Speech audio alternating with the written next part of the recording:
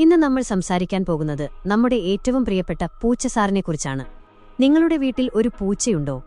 ആ പൂച്ചയുടെ പേരെന്താണ്? അതിന്റെ കുസൃതികളും രഹസ്യ സ്വഭാവങ്ങളുമൊക്കെ നിങ്ങൾ ശ്രദ്ധിക്കാറുണ്ടോ? മനുഷ്യരുമായി ആയിരക്കണക്കിന് വർഷം നീണ്ട ബന്ധമുള്ള ചരിത്രത്തിൽ ദൈവതുല്യമായ സ്ഥാനം വഹിച്ച ഈ ജീവികളുടെ അത്ഭുത ലോകത്തേക്ക് നമുക്ക് പ്രവേശിക്കാം. പൂച്ചകളുടെ ഈ അവിശ്വസനീയമായ യാത്ര ആരംഭിക്കുന്നത് ഏകദേശം 10,000 വർഷങ്ങൾക്ക് മുമ്പ് മനുഷ്യൻ കൃഷി ചെയ്ത് സ്ഥിരമായി താമസിക്കാൻ തുടങ്ങിയ കാലത്താണ്.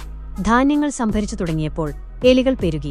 ഈ എലികളെ വേട്ടയാടുന്നതിനായി ആഫ്രിക്കൻ കാട്ടുപൂച്ചകൾ ഫെലിസ് സിൽവസ്ട്രസ് ലിബിക്ക മനുഷ്യവാസ കേന്ദ്രങ്ങളിൽ എത്തിച്ചേർന്നു. ഇതൊരു പരസ്പര സഹായ ഉടമ്പടിയായിരുന്നു. പൂച്ചകൾക്ക് എളുപ്പത്തിൽ ആഹാരം ലഭിച്ചു, മനുഷ്യരുടെ വിളകൾ സംരക്ഷിക്കപ്പെട്ടു. ഈജിപ്തിലെ ദൈവതുല്യമായ സ്ഥാനം. ചരിത്രത്തിൽ പൂച്ചകൾക്ക് ഏറ്റവും വലിയ സ്ഥാനം നൽകിയത് പുരാതന ഈജിപ്തുകാരാണ്. അവർ പൂച്ചകളെ വെറും വളർത്തുമൃഗങ്ങളായി കണ്ടില്ല, മറിച്ച് ദൈവങ്ങളായി ആരാധിച്ചു. വീട്ടിലെ കാര്യങ്ങൾ, ഫലഭൂയിഷ്ഠത, സംരക്ഷണം